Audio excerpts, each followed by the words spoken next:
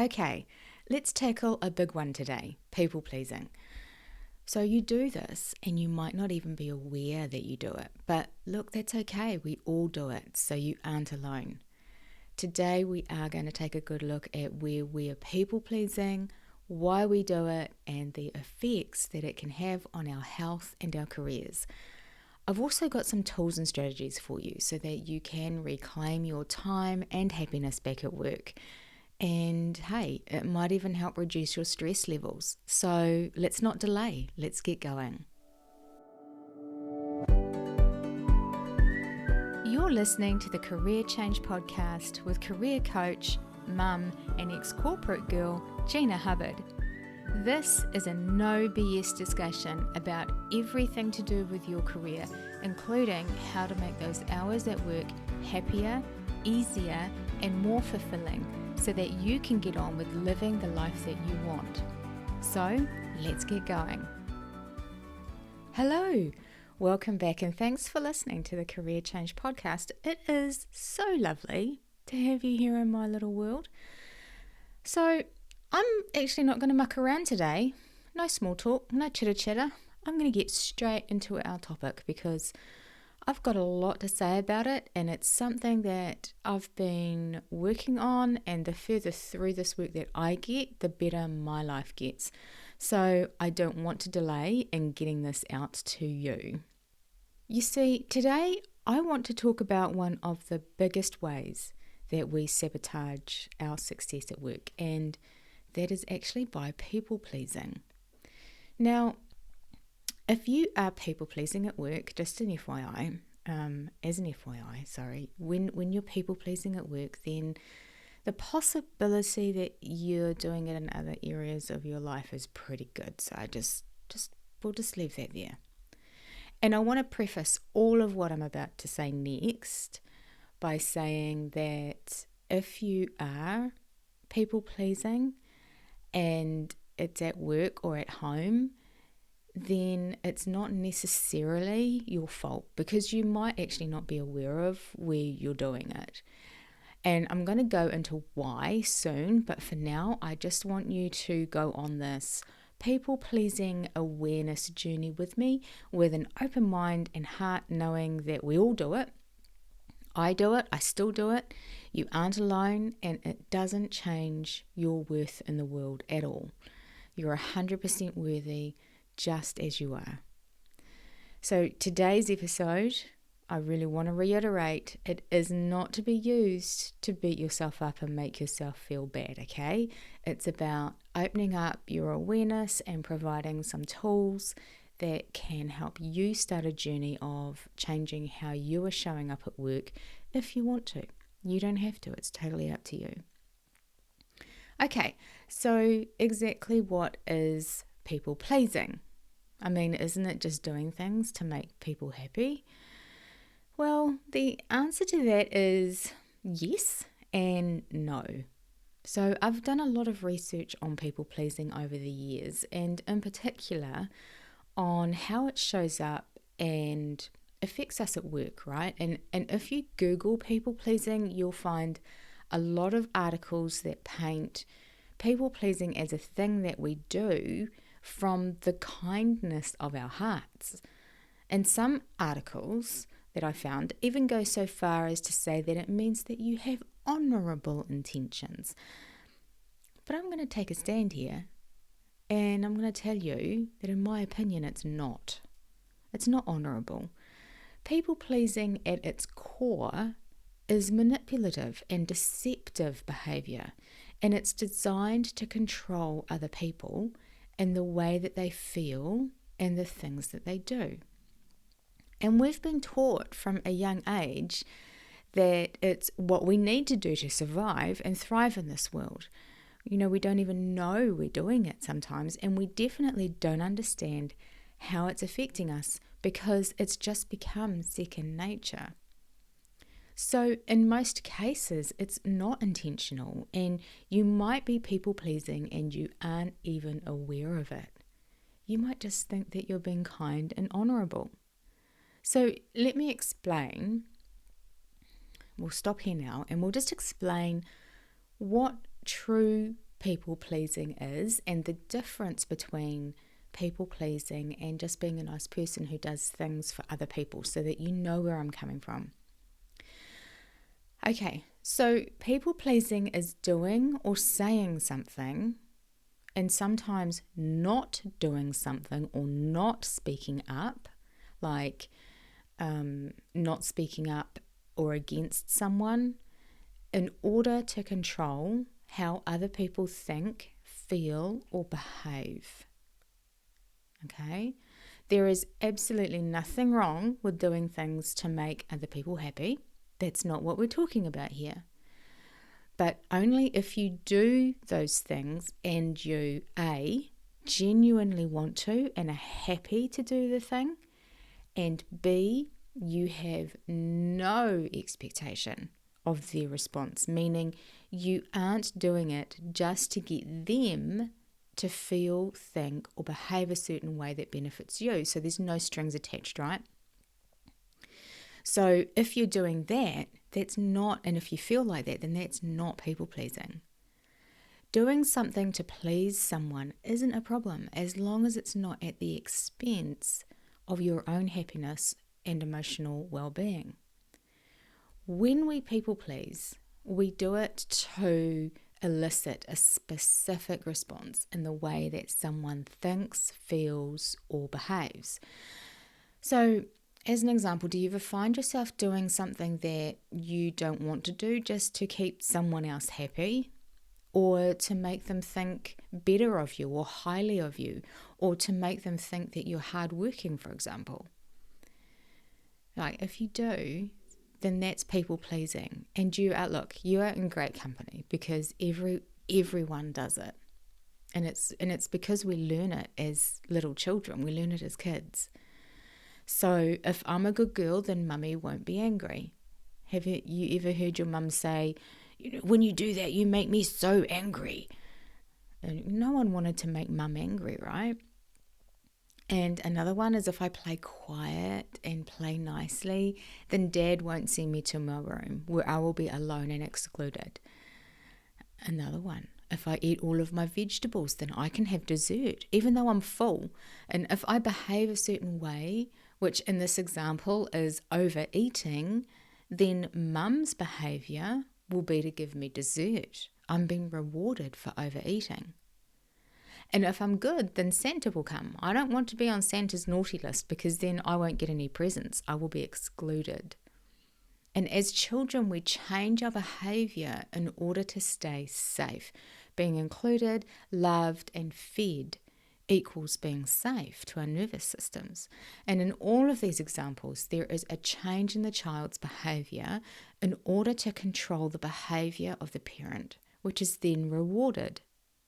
Mummy won't be angry. I get to stay out in the lounge and play with the family. I get dessert. I get presents. So we learn that we can control other people's behaviour by changing our own. But it's always at our own expense when it's people pleasing, because it's on the other person's terms and you are behaving in a way that is not true and does not reflect your own values, morals, and desires, and is counter to what you truly want to do, which means you are sacrificing your own happiness and joy in that moment. When we people please, we become different people, effectively, so that we are liked and accepted, which is, if you think about it, extremely manipulative and deceptive. And I call it shape-shifting, right? And if people do like you, when you people please, they don't even like the real you, because you've had to become someone else in order to get them to like you. That's crazy, right? So everyone does it. Everyone does it. Most of the time it's not intentional, and we've learned at a very young age how to do it. So how does this then relate to the workplace, to our careers, to our jobs?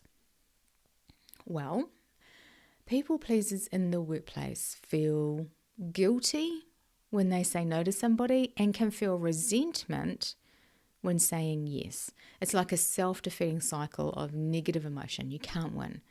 So here are some signs that you might be people pleasing at work. You might find that you behave like the people around you. You change your behavior, the way that you act, the way that you speak. You say things you don't normally say. You stop swearing or you start swearing, or some other behavior, right, that is out of character for you. You might agree with someone, you might agree with what someone is saying, but on the inside, you don't. You disagree. You apologize for things that aren't even your fault. Women especially are conditioned to accept responsibility for the behaviors of others. You might think about other people's feelings before your own. Again, women do this more than men, as we are taught and socialized to believe that our role is to think about and care about other people before we take care of and think about ourselves. You might say yes to more work or take on the work of other people at your own detriment, right? You might already be overworked, but you take on more. Again, women are socialized to do this more than men, as it's a belief that women are better at multitasking. How many times have you heard that? When really, we're just better at people pleasing. You avoid all conflict and don't stand up for yourself. This could be either in a group setting or just when dealing with certain people, or both. And maybe you like to announce that you're going to do something or have done something, and this might feel like just keeping people in the loop, but when it's attached to people pleasing, it's a way of seeking the external validation that what you've done or what you're going to do is getting the results that you want, that you are looking for the validation from other people that you've done a good job and that they are happy with you and that you are still included and you still belong. And on the flip side of that one, you might not be able to accept praise for your work because good girls don't skite. And why should you get praise for something that you've been paid to do in the first place? Isn't that enough? Isn't the pay enough?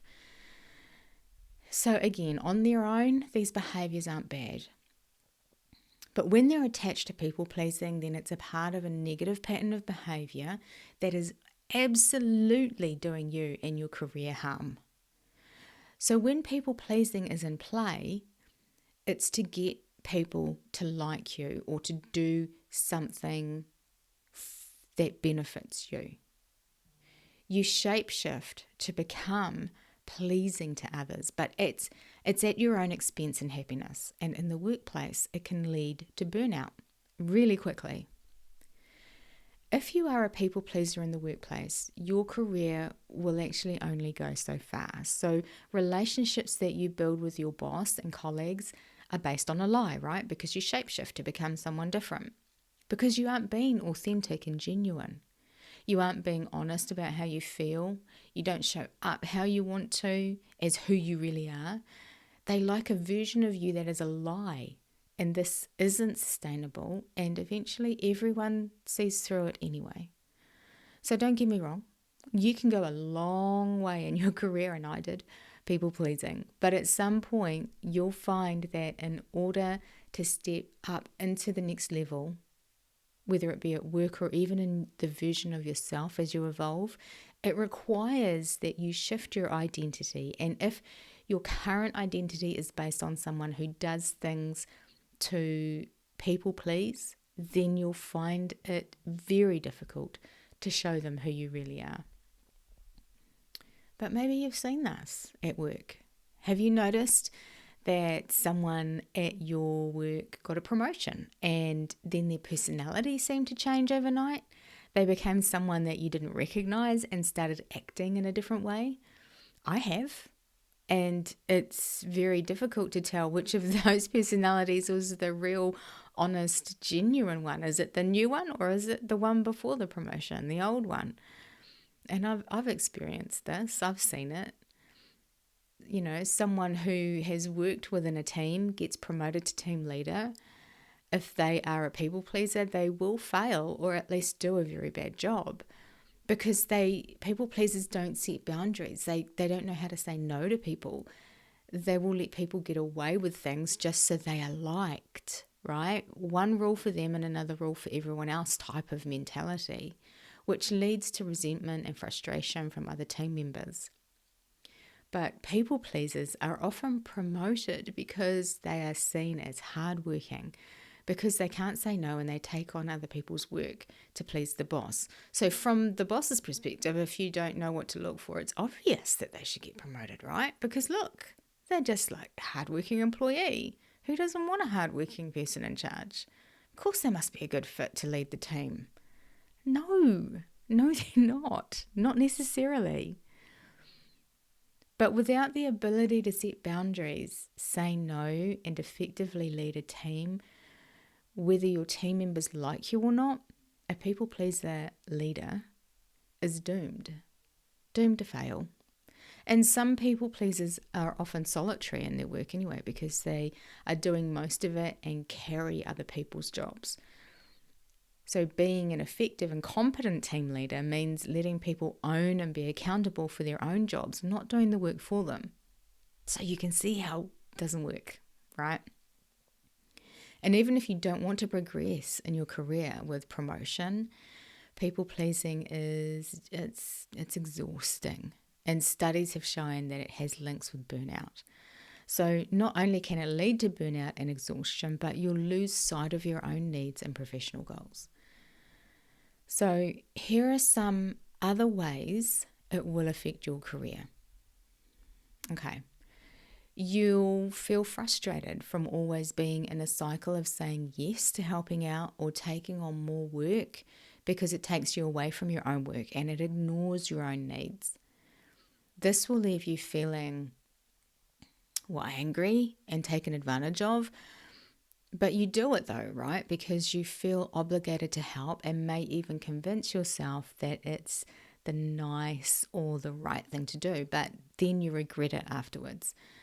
You might feel anxiety because there is a lot of pressure to try and do it all and to try and control the happiness of the people around you at the expense of your own happiness, by the way.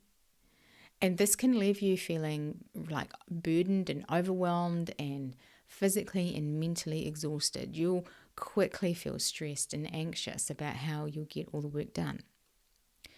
And prolonged periods of people pleasing will eventually lead to burnout.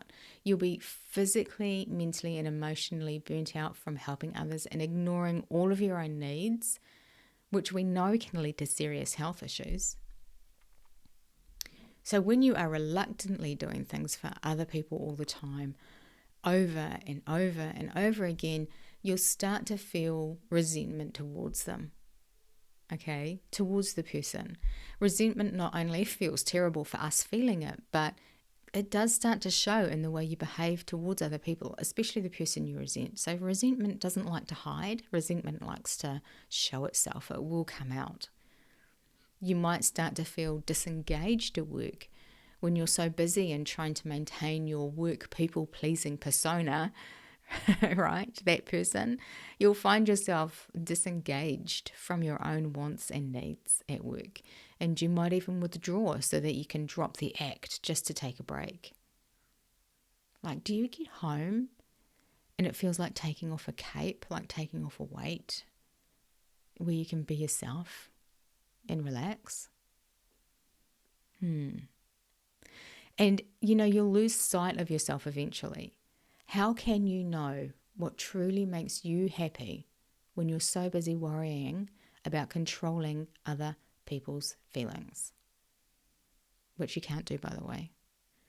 When you've shape-shifted so much at work that you've taken on other people's opinions, their values, their morals, their passions and interests, just so that they will like you, it's easy to feel like you don't know yourself. And I think it's easy to forget who you truly are. When you are afraid of people not liking you, you're less likely to ask for what you want and what you deserve. Let me say that again, actually, for the people in the back. When you are afraid of people not liking you, you are less likely to ask for what you want and what you deserve. Have you put off asking for a promotional pay rise because you're afraid of what people will think of you? Have you stopped yourself from asking to lead a project you know you'd be amazing at because you were scared of, what other people would think? So you can see how people pleasing sabotages not only your own happiness but your financial and professional advancement and stops you from having a career that you love. Okay, so now I do want to say a journey back from people pleasing isn't for the faint of heart, because it involves getting to know yourself again and then having the courage to be that person at work, which is going to feel unsafe and extremely uncomfortable. Remember, people pleasing comes from an adaptive response from our nervous system when we were kids to feel safe and fed and loved and included. So stepping outside of that now as adults, it's going to feel unsafe. It's going to feel uncomfortable. Other people who haven't seen the real you are going to be a little confused. But do you know what? That's okay. Because when you stop people pleasing, it becomes about you and not them.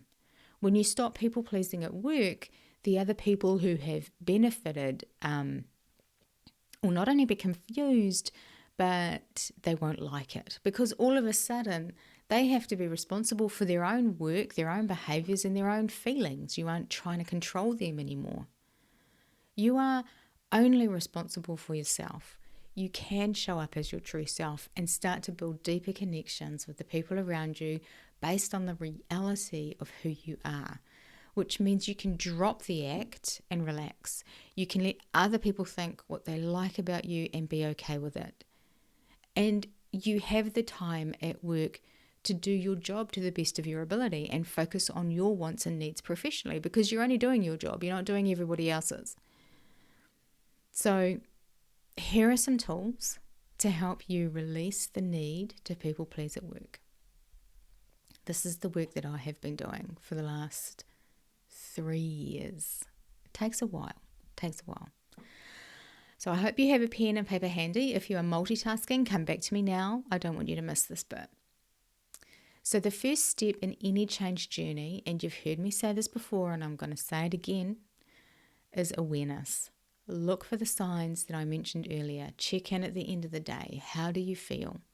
Are you feeling exhausted, overwhelmed, and resentful? Then there could be somewhere in your day where you've been people-pleasing. And if you still aren't quite sure at the end of the day when you check in, try asking yourself these questions. Who do I have to be to get recognition, reward, or a sense of belonging at work? Who do I have to be to get recognition, reward, or a sense of belonging at work? Here's another question. When it comes to work, I am the person who... Complete the sentence, right? When it comes to work, I am the person who... Who are you? Be honest. The answer to these questions will give you valuable insight into how you change at work just to make other people happy and to receive external rewards. Okay, so the next thing to do after you've checked in is to establish healthy boundaries around where you've seen that you people please. Maybe it's not automatically saying yes to things, but taking the time to filter requests for you to do extra work through your own priorities and your own workload. Pause so that you can think and even ask for some time to think about it. If someone pushes for an answer, can you do my work? Can you do this? Can you do this? Then the answer can be no. No, thank you. No. Don't say yes automatically. This way, you can think of a polite and appropriate response if you want to say no, if you need to say no. You might even want to negotiate or compromise, but often we don't think of these things in the moment and need some space to think. So give yourself that space. If you decide to say yes to taking on more work or doing the work of others, take a moment to think about if you like your reasons. Okay, do you like your reasons for doing it? Are you doing it so that they will like you? Not a good reason at all. Give yourself the space and time to think about your decisions before you make them. And that leads nicely into the next tool that I have for you in your No More People Pleasing toolkit. And that is get good at saying no. Now, I have to put a disclaimer in here. Saying no can be very stressful, but start slowly, practice often, and you'll find it gets easier. The next thing you need to do is be okay with people being wrong about you. When you stop people pleasing, other people might get confused. Like I said earlier, the people who were benefiting might even be angry. But you just have to let them. Be kind, be respectful, and always be professional. And just let other people react how they're going to.